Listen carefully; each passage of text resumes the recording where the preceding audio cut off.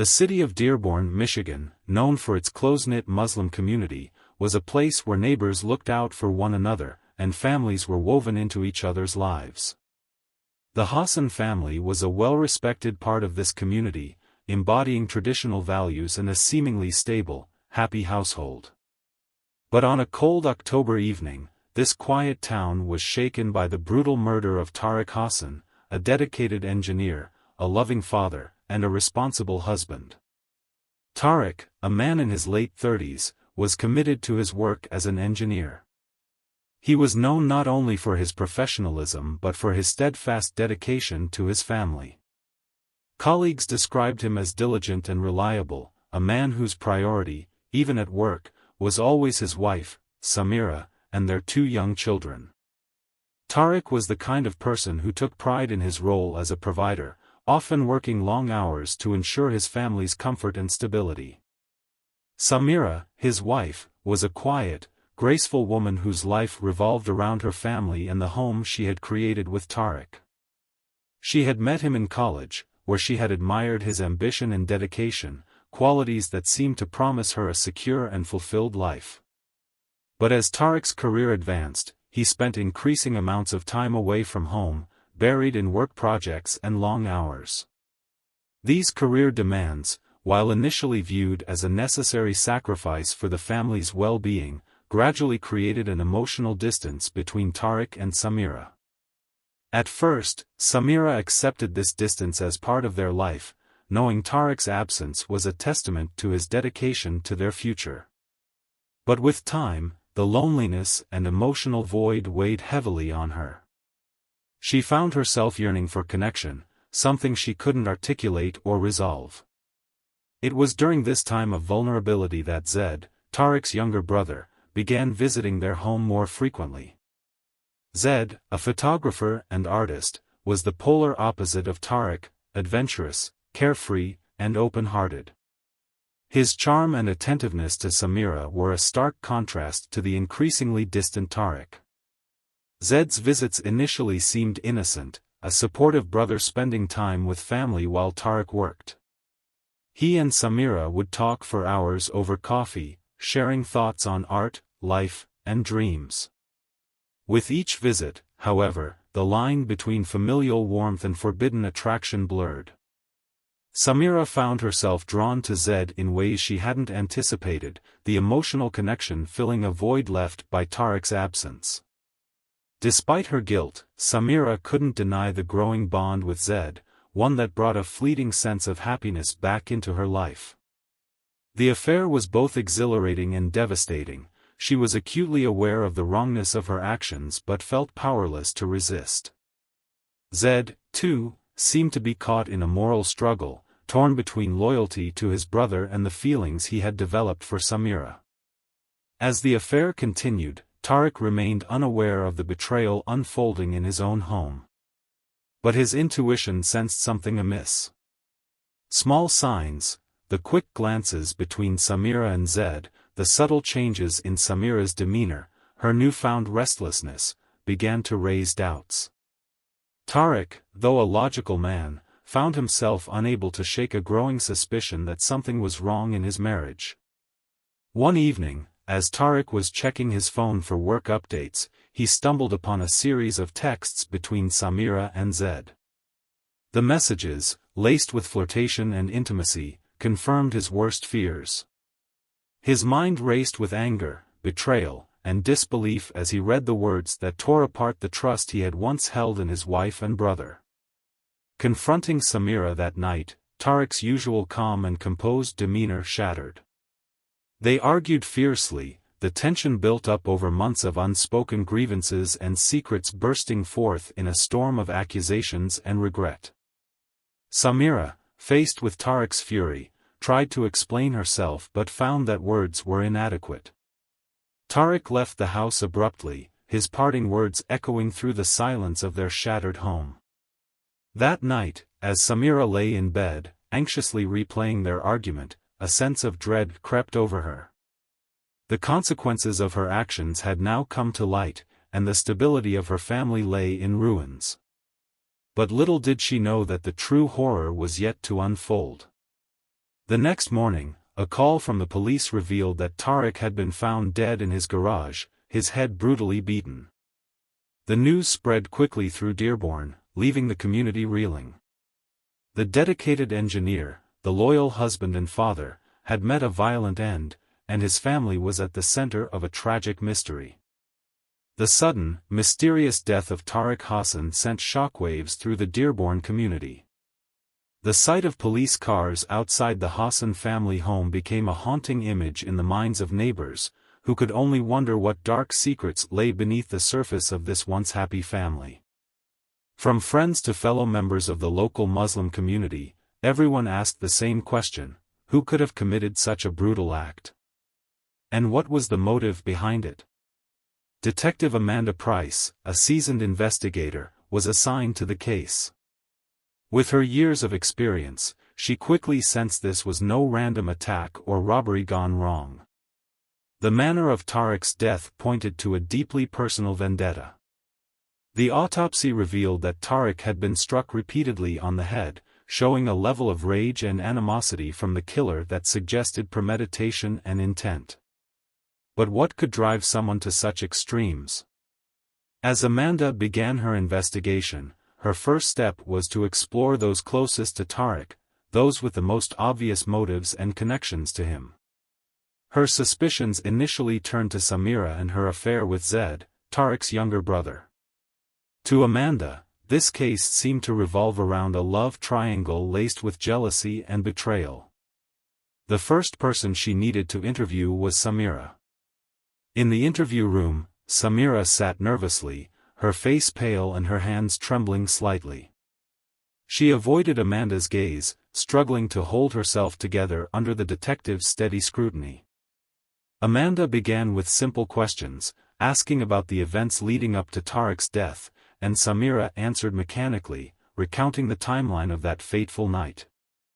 But as the questions grew more pointed, her composure began to falter. "Samira, we're aware of your relationship with Zed," Amanda said calmly, studying Samira's reaction closely.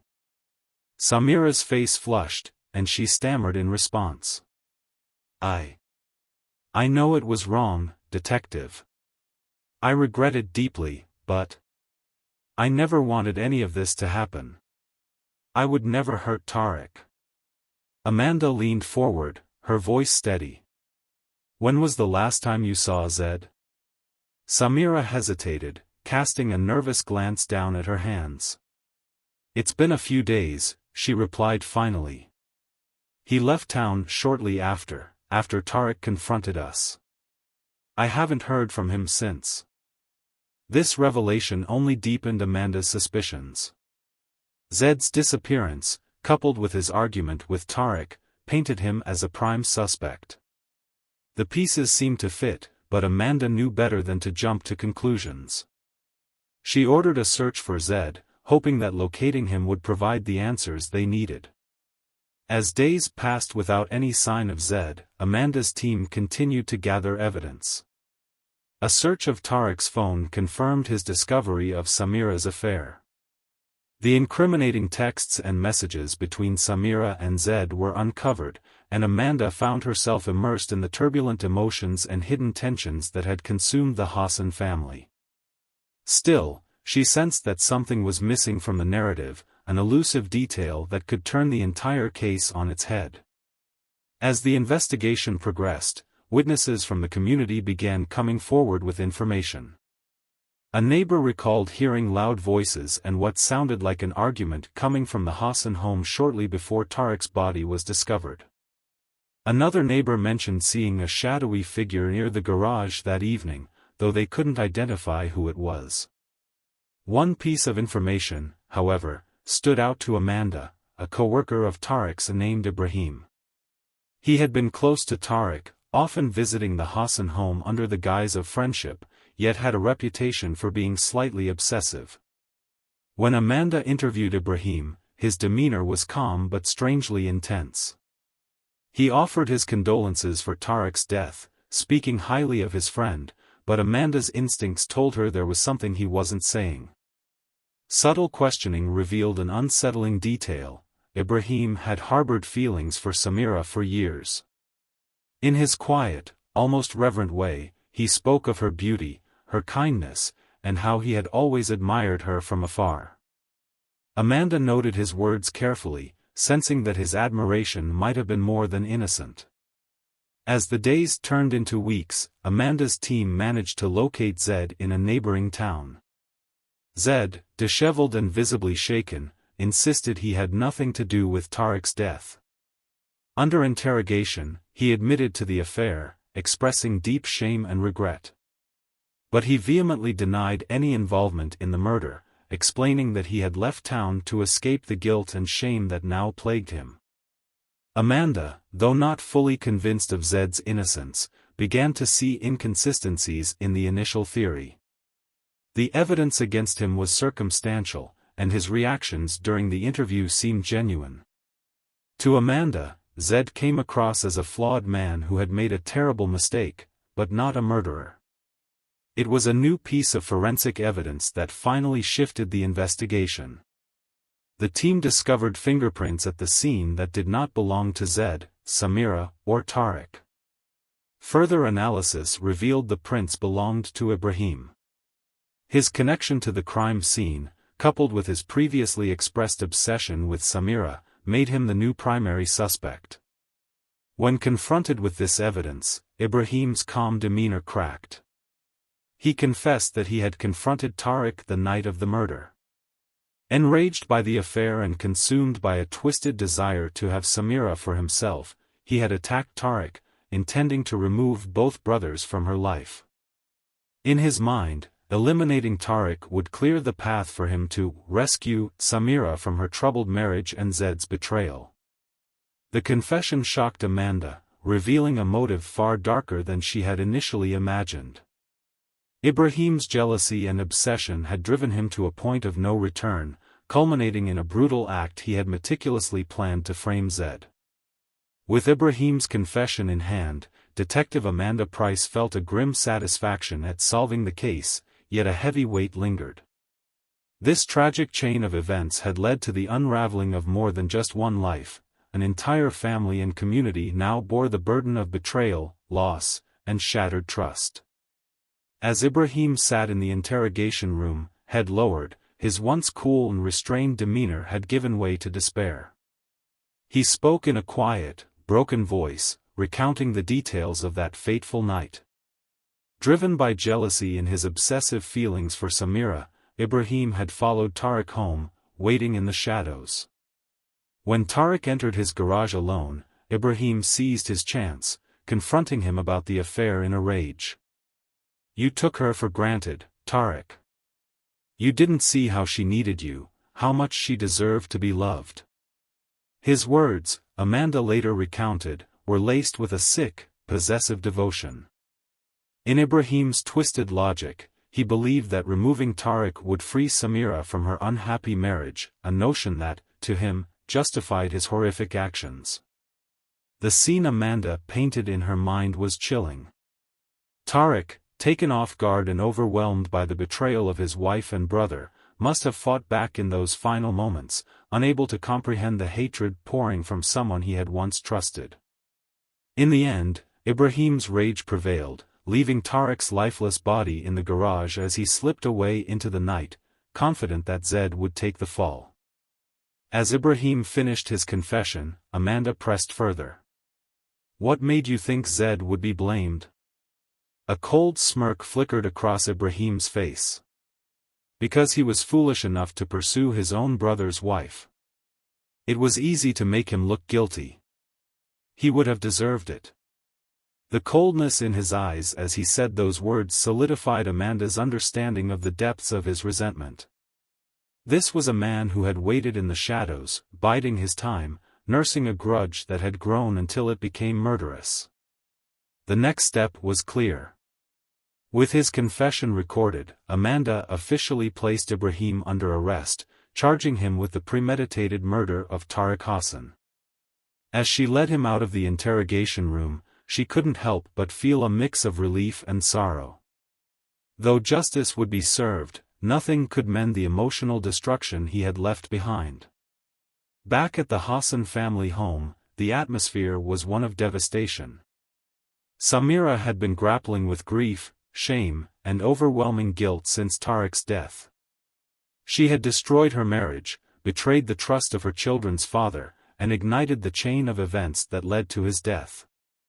Her affair with Zed, a fleeting attempt to escape her own unhappiness, had spiraled into a nightmare. In the days following Ibrahim's arrest, Amanda visited Samira to explain the details of the investigation. Samira listened in silence, her face pale as Amanda recounted Ibrahim's motives and his twisted obsession. The revelation of Ibrahim's fixation on her and the gruesome steps he had taken horrified Samira, making her feel as if she had been at the center of a dark web of deceit and jealousy she never understood. As Amanda finished speaking, Samira whispered, I thought I was in control, that I could handle the choices I made. But now, I see how much pain my actions have caused. Her voice broke as she continued, I can never bring Tariq back, can never make up for what I've done. Amanda, despite her professional detachment, felt a pang of empathy for Samira. Sometimes, she said, choosing her words carefully, we're blinded by our own pain, our own needs. The consequences only come clear when it's too late. With Ibrahim's confession and arrest, word spread quickly throughout the Dearborn community, sparking a cascade of reactions. Some felt relief that justice was served, while others were horrified by the betrayal and tragedy within the Hassan family. Samira, now ostracized, faced judgment from those who had once called her a friend. She became the subject of whispers and sideways glances, a painful reminder of the community's shared values and her transgressions. Zed, who had been absolved of suspicion, returned to Dearborn briefly, only to find himself equally unwelcome. Though he had not been directly responsible for Tariq's death, the stigma of the affair and the pain he had inflicted on his family marked him as an outsider.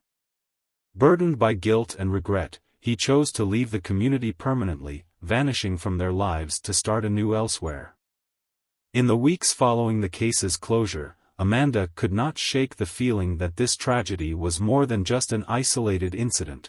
It was a stark reminder of the complexities of human relationships, of desires and betrayals that, when left unchecked, could unravel lives. She had seen countless crimes, solved numerous cases, yet the haunting nature of this one lingered. The pain that jealousy and obsession could inflict, how it could distort rationality, drive people to the edge of sanity, was something that left a profound impact on her. For Samira, the finality of Tariq's absence weighed heavily. She was left to carry the burden of her choices, forever separated from her children, who would grow up with the fractured memories of their parents' shattered lives. The house that once held happy memories became a symbol of loss and regret, a painful reminder of a life that could never be reclaimed. The story ended in heartbreak for all involved. Tariq, the committed father and husband, had lost his life in a brutal act of betrayal. Ibrahim, driven mad by jealousy, would spend the rest of his days in prison, haunted by the object of his obsession. Zed, disgraced and abandoned, faded into obscurity. And Samira, left with nothing but her guilt, would live the rest of her days in isolation, exiled from the life and community she had once known. As Amanda closed the case, she reflected on its bitter lessons. This tragedy served as a reminder of the destructive power of hidden desires and misplaced trust, a tale of betrayal that went beyond one family to impact an entire community. And as she filed away the final report, she couldn't help but hope that others might learn from this cautionary tale before finding themselves ensnared in the same dark cycle of jealousy and despair. Months passed since the night Tariq Hassan's life was stolen, yet the echoes of his death lingered, casting a shadow over Dearborn. For those closest to him, healing seemed a distant hope, while the community itself grappled with the scar left by the tragedy. The murder had exposed secrets, shattered reputations, and reminded everyone of the dangers lurking in unresolved pain, jealousy, and betrayal. Detective Amanda Price, although accustomed to the closure of difficult cases, found herself unsettled by the aftermath of the Hassan tragedy.